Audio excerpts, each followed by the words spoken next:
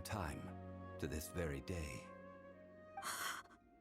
The story continues that some among her people realized at last that this gentle, kind, but weak god could never protect anyone in wartime.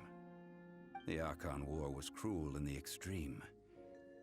Instead of consigning her to the agony of defeat, they thought perhaps it would be better to give her a quick release. But what about these statue thingies? No matter how weak the god, the power that flows forth when they are slain is beyond the strength of mortal coils to bear. Those who could not flee were thus transformed. Those of her people who were untouched by this disaster left for Liyue, where they sought refuge with Rex Lapis. Their descendants feared Havria's remnants and lived in terror that she had laid upon them an eternal curse. So they risked their lives to come here, to break the sword, and offer up obeisances in hopes that her anger might be appeased. But they need not have done so. For how could a god who had never once resisted, even till the end, nurse hatred for her people in her heart? Even if this is so, I can't! This must be a lie. A false history, all of it, to shake my faith!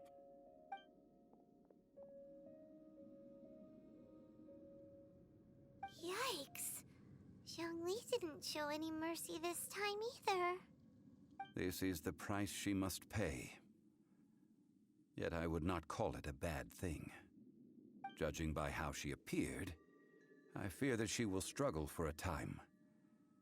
But even if, indeed, in ages past, Havria's story served as a faith in a god who has already passed will do you no good. So it is for Havria. And all right then. Now, would you like to accompany me in taking a trip to Guyonstone Fort? Huh? What do you want to do, Zhongli? Treading old ground, telling old stories. One cannot help but be reminded of old acquaintances.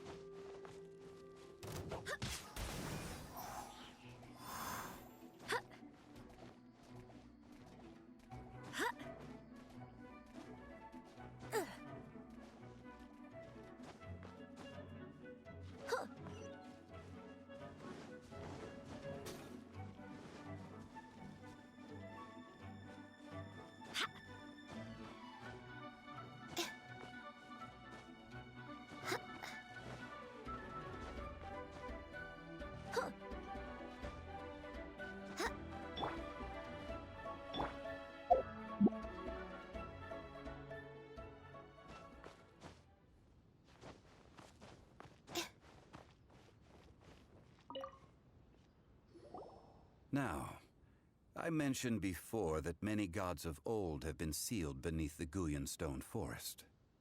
The Adepti have presently handed Liyue over, and Havria's time was even further in the past.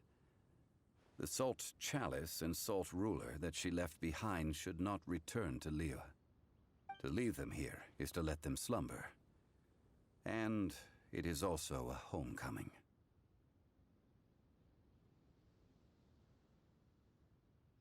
I ended an era with my own two hands. I've always wondered how I should remember that which I ended. History records, but history may be changed. This incident proved that. Time is a mighty force, and history's twist in its flow. I need to find a better way of recording history in order to engrave its truth. Stone carvings were one such ancient method, but unchanging stone, immovable earth, even one such as myself. Someday we may all disappear. Zhongli. Therefore, I thought of you, traveler. You are one who crosses the celestial atlas, and who passes through countless worlds. If our history is engraved in your memory, it will one day accompany you into another world.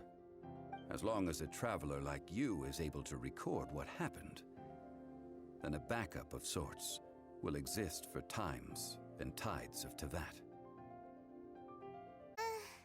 Sounds like tough work.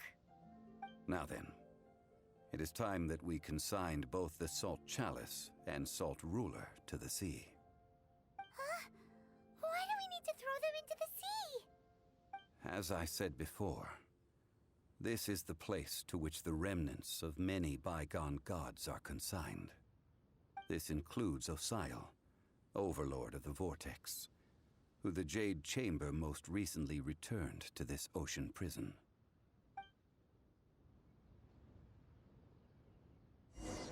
Thousands of years ago, the Adepti and I fought against the turmoil that plagued every corner of this land. Guyan Stone Forest, where I sealed many gods with my spears. After so long, naught but folktales remain. Osial, you and I were foes, but our ancient grudge is but a bygone memory now.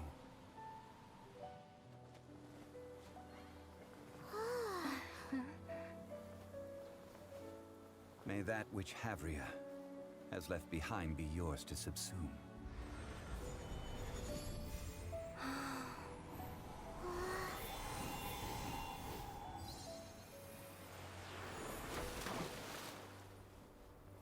And thus another spark of divinity departs from Liyue.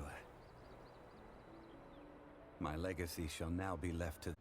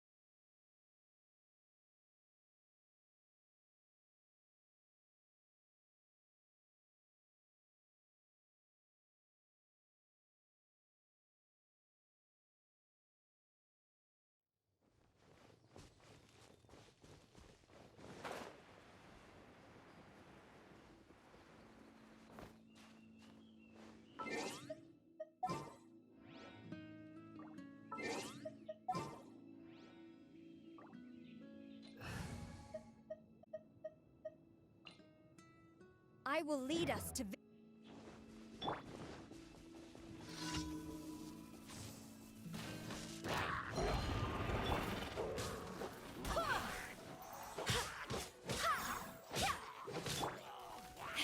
again. Flash.